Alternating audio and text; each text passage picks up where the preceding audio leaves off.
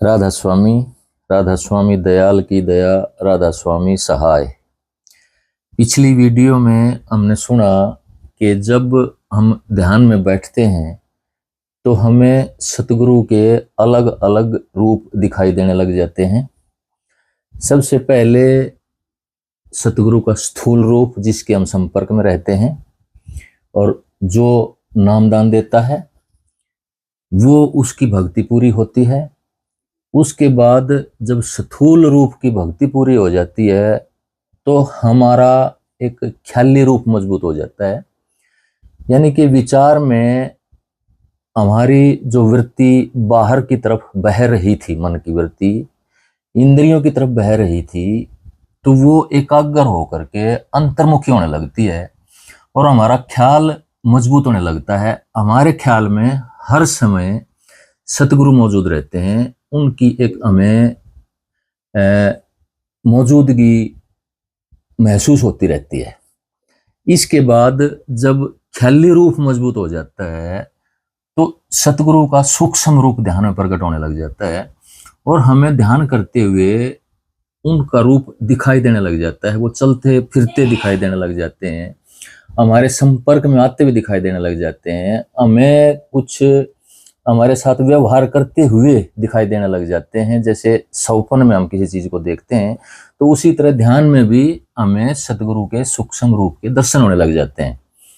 कई अभ्यासी ऐसे होते हैं कि जब सतगुरु के सूक्ष्म रूप के दर्शन होने लग जाते हैं ध्यान में या सौपन में, तो हम अध्यात्म की एक कंप्लीशन मान लेते हैं कि हाँ यहीं तक होता है अध्यात्म, और हमें सूक्ष्म रूप से सतगुरु के दर्शन हो गए हैं। लेकिन मैं यहाँ बता देना चाहता हूं कि ये बहुत ही बाहरी रूप के दर्शन हैं। इसके अंदर जो उनका एक गहरा रूप छुपा हुआ है वो सूक्ष्म रूप से भी आगे नूरी रूप होता है, और उस नूरी रूप के यानी कि प्रकाश रूप होता है, उसमें हमें प्रकाश दिखाई देने लग जाता है।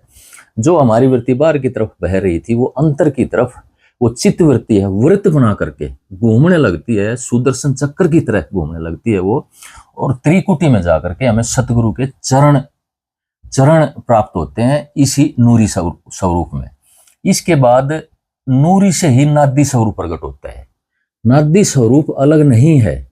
जब अंदर में जितना अधिक प्रकाश बढ़ता चला जाता है, जितनी अधिक गति प्रकाश की होती चली जाती है, जितना वो गड्ढा होता चला जाता है, तो उतना ही सतगुरु का नादी रूप भी साथ के साथ प्रकट होने लग जाता है। वो अलग नहीं होता है इससे, ये दोनों चलते हैं। जो नादी रूप है वो एक सेंटर का रूप है, जैसे हमारे शरीर में आत्मा होती है, और जो प्रकाश रूप है वो नादी रूप के बाहर की एक लपेट है, और उसका वो जो लपेट है हमें वो प्रकाश के रूप में दिखाई देने लग जाती है, वो उसका नूरी रूप है।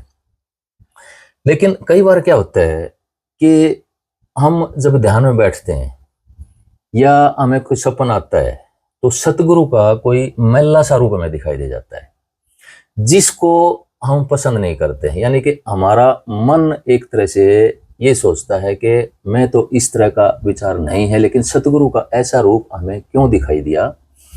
और इसके साथ साथ कई इस तरह के ख्याल भी अंदर में जन्म लेने लगते हैं जिन्हें हम पसंद नहीं करते हैं, जो आध्यात्मिक नहीं होते हैं और अंदर में एक गलानी पैदा करते हैं।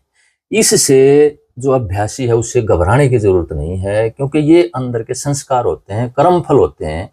जब हम ध्यान में बैठते हैं और ध्यान की जो सूरत की धार है, जब वो मन की धार के अंदर आती है उतर करके, वही जब इंद्रियों में जाती है, तो जो मन की धार के ऊपर जो संस्कार मौजूद होते हैं वो जागृत हो जाते हैं, और वो जब उनको ऊर्जा मिलती है, ऊष्मा मिलती है, प्रकाश रूप की धारा से वो जागृत होते हैं तो प्रकट हो जाते हैं। और वो संस्कार होते हैं जो मैले होते हैं, हमारे जो जन्मों जन्मों के जो मैले या हमने जो ऐसे कर्म किए हुए होते हैं, उनके संस्कार, उनके कर्म फल मन की चेतना के ऊपर और आत्मा की चेतना के ऊपर अंकित हो जाते हैं, वही हमारे सामने प्रकट होने लग जाते हैं। तो इस तरह से जब हम शुरू में ध्यान करते हैं तो ऐसा हो सकता है कि सतगुरु के मैले रूप के हमें वो जैसे ऐसे कपड़ों में दिखाई दे जाएं, या कोई ऐसी बात कहते हुए दिखाई दे जाएं जो हमें अच्छी नहीं लगे, या जो अध्यात्म के ऊपर एक हम सोचें कि क्या हम इस तरह से सतगुरु हमें इस तरह की बात भी बोल सकते हैं, तो इस तरह से घबराने की जरूरत नहीं है। इसमें जैसे जैसे आप अंदर जाएंगे सदगुरु के जो रूप है वो उजला होता चला जाएगा। जैसे जैसे अंदर में ध्यान में उतरते हैं तो वो रूप एक नूरी होता चला जाता है, नाद्य होता चला जाता है, और उसके रूप के भी वो उजला होता चला जाता है। जैसे शुरू शुरू में जैसे प्रकाश के भी दर्शन होते हैं तो मैला रूप दिखाई देता है, जैसे धुआं होता है, जैसे बादल का रंग होता है। वो इसलिए होता है कि हमारी चेतना मैली होती है आरंभ में। तो आज्ञा चक्कर पर जब कुंडलिनी जागरण होता है शुरू में तीसरे नेत्र के ऊपर या शिव नेत्र में, जब हमें कुंडलिनी शक्ति के दर्शन होते हैं तो वो एक मैली रूप में एक व्रत बना करके दिखाई देने लगती है, घूमने लगती है, प्रकाश रूप में आने लगती है हमारे सामने।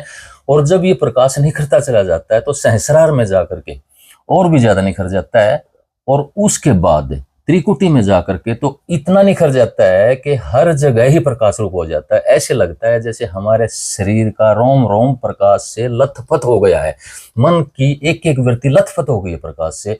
और इसलिए मन अपने संकल्प भूल के, अपने इंद्रियों के संकल्प भूल के, सारी इंद्रियां भी मन भी उसके अंदर जो सूरत के प्रकाश है उसमें समाती चली जाती हैं। इसी तरह जब हम सचखंड में जाते हैं तो यही प्रकाश और भी ज्यादा बढ़ता चला जाता है, जैसे हजारों लाखों सूर्य का प्रकाश हमारे सामने आ गया हो। तो ये एक ध्यान की बढ़ती हुई अवस्थाएं हैं जो धीरे धीरे चेंज होती चली जाती हैं। राधा स्वामी।